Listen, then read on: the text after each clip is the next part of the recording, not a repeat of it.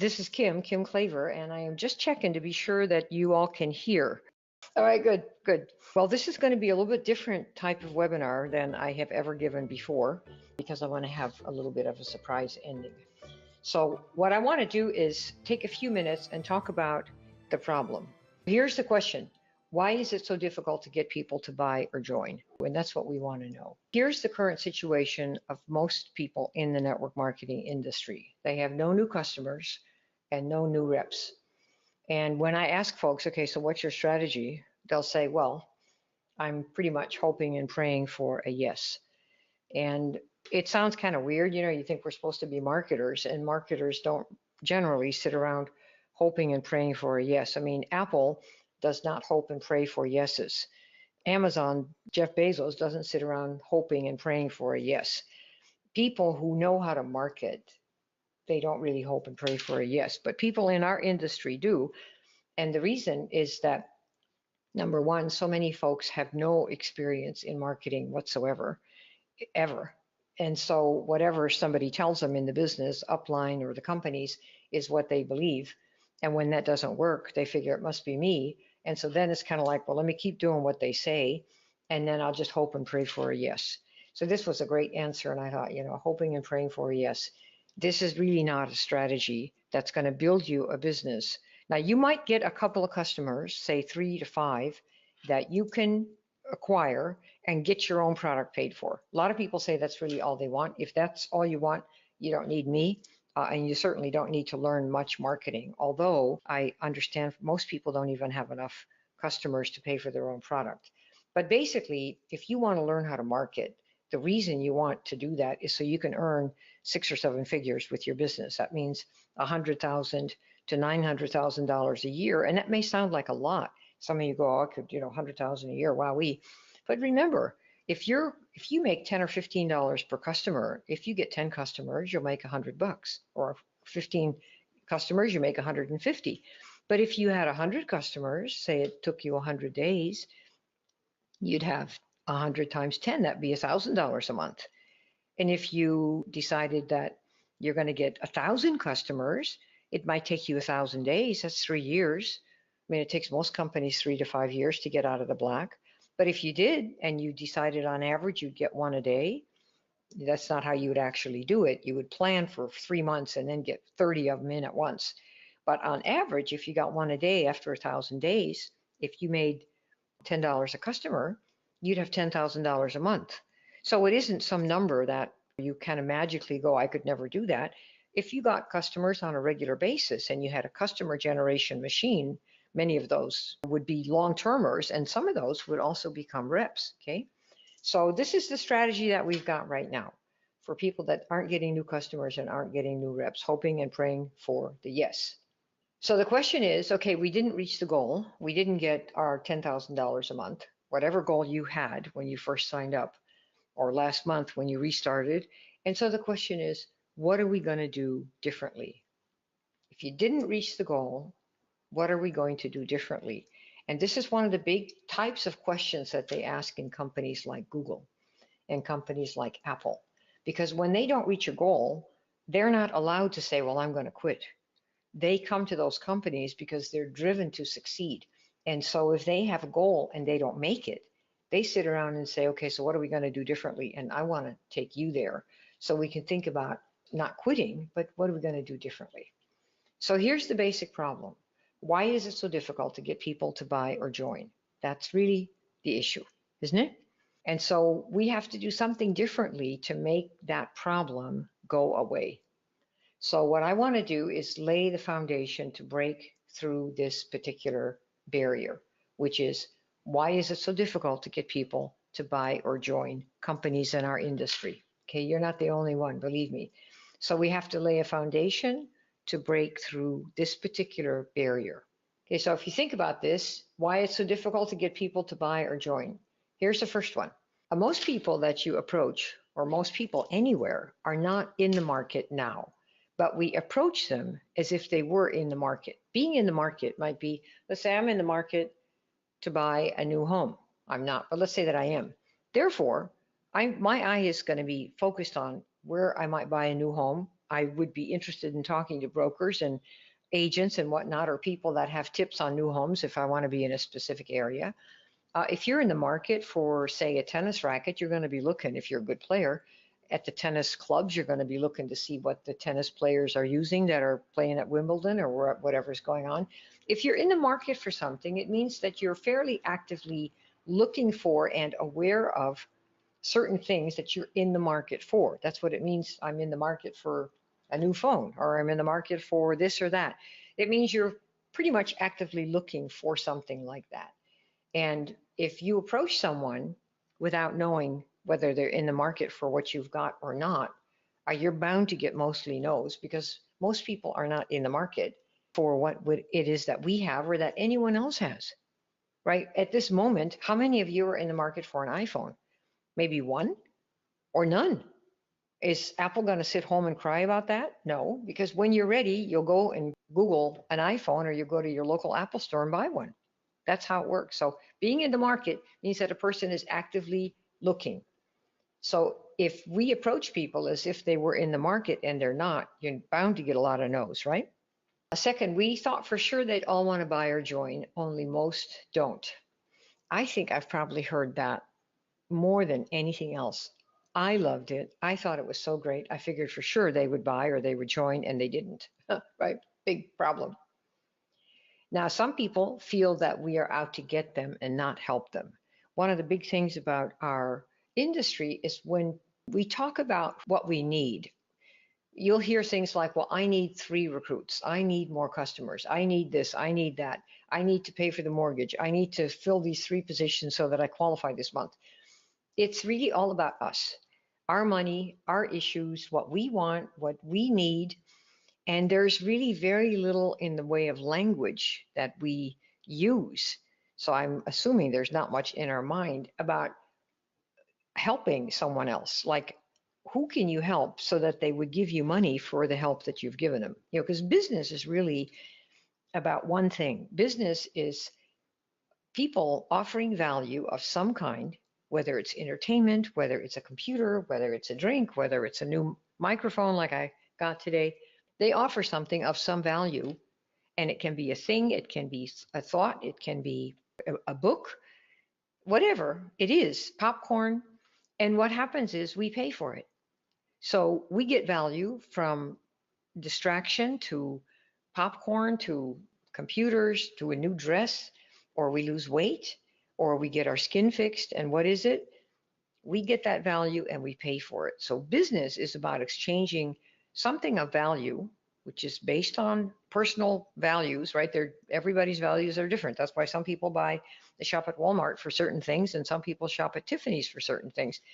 We all have values like belly buttons, but the point is, whatever we buy we do it and we're ready to hand over money because the thing gives us some value. So in our industry, when we talk about, I need these people, I need to get so many recruits, I can't qualify this month because I don't have this, I don't have that. When we go and approach people, they often get the feeling that we're really just trying to get them versus help them. And that makes a big difference. If somebody is tired of feeling like an object, particularly women who have felt like that for many years, one of the things we may be inadvertently doing as women and men, unintentionally, I'm sure, is make people that we're looking for and trying to get to join us feel like we're just trying to get them because we want them under us so they can make us some money. That's a very difficult thing to deal with, being at the other end of it. So you want to think more about who can I help instead of who can I get when you are thinking about approaching people, because they can tell the difference. It's one of the reasons our industry, why it's difficult to get people to join us. People don't want to feel like they're just being told, join up here and make some money so I can make some money, because then you're going to be under me. Okay. And this is, again, it's in how we approach people. We can fix this one, of course. Number 4, some people are ready to buy, but they're looking at other options. Okay, so we sometimes forget that our weight loss program, our skincare program, our whatever we have, whatever benefit we offer, there are many options. People have hundreds of options. Google any weight loss. Google whatever your benefit is, and you'll see 500,000, 1 million products. So people are usually looking at other options and they see us as an option. And I too am an option. There are people who train people how to be in business, people who train how to do network marketing, and I am one of those people. And some people like me the best, which is really great, but other people like somebody else the best. So I'm an option also, and you have to get used to that. You want to make sure that you're an option for certain people, and there are always enough of them to build you a business of 10, 15, 20,000 a month. I can't even think of a niche or someone I haven't helped where the niche that they represent isn't big enough and their edge isn't big enough and their difference isn't clear enough that they couldn't do that. You just need to know how to do it, right? All right, so some people are ready to buy, but they're looking at other options. So you need to know that it's not that the other options are necessarily better or worse, they're different. And people choose their options to, say, lose weight based on their values. Some people go to the doctor and get an operation. Other people go on fasting retreats or juice fasts. Other people do water fasts. Other people do intermittent fasting. Other people do cleanses of the yin yang. They're all different options, right? Depending on their values. So you need to know this. Some don't want anything to do with network marketing or MLM. So we have that. And that's something that is really quite easy to get over. I will show you how to do that in one of the upcoming sessions here, because they have a reason for not wanting to do network marketing or MLM. And the reason is that the way they're approached, they don't want to approach other people like that.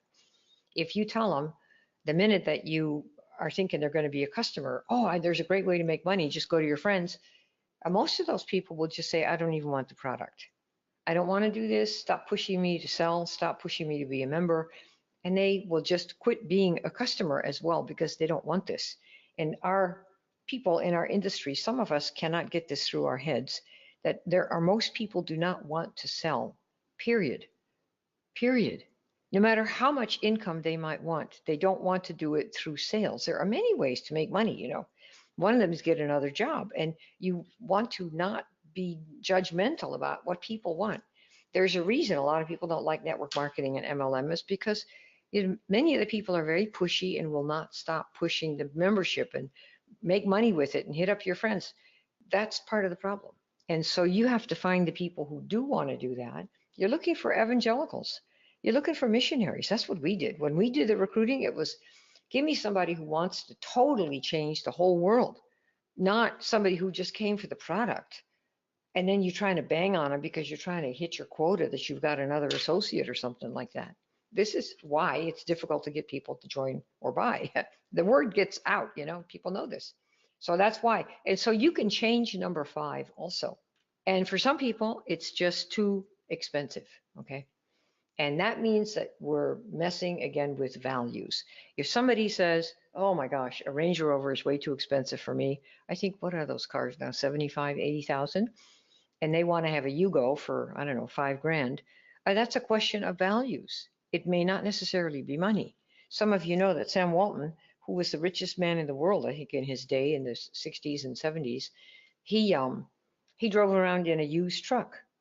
And he could have bought the company that made the trucks. And people say, why do you drive around in such an old ratty car? And you know what his answer was? Because I've got like 4 big sheepdogs and I don't want them, I wouldn't put him in my Rolls Royce if I had a Rolls Royce. So that's why I drive around with a big, ugly, used pickup truck. He also didn't want to be ostentatious. He didn't want to show off his wealth because his wealth came from the stock in his company, not by paying himself these exorbitant fees and bonuses and show off like so many people do. All right, so for some it's too expensive, and the too expensive again is it's difficult to get people to buy or join when you're going to the first one here, going to people that really aren't in the market or people who really don't have the same taste as we do and have the same values as we do, okay? So let me ask you, what if we can overcome this barrier by doing something totally different than what we've done so far in the last 50 or 60 years in the business? What if we forget presenting to everyone and go straight for those that are inclined to buy, and only those who are inclined to buy, okay? So we go from no new customers, hoping and praying for a yes, to meeting your niche. And of course, we'll show you how to do that. Your niche is the people that are in your market that are ready to buy. People that have a problem and they want it solved, and they are in the pool of people who would consider your program and your product as one of their options. Okay, that's what your niche is.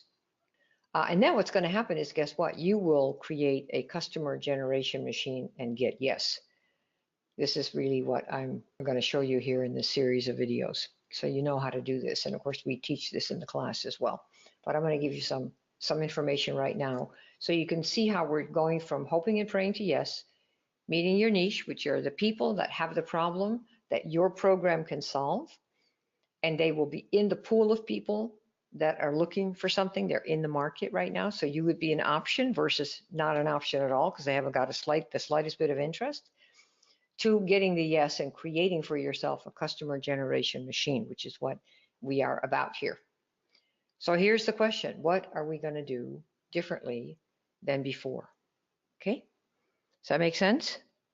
So in the next session, I'm going to give you the answer to that part of it. And we'll do another session probably tomorrow night. I'm going to do like 3 of these in a row. So I did one tonight, I'll do one tomorrow night live, and we will record these and put them up on a website. So for right now, we will continue this to the next one.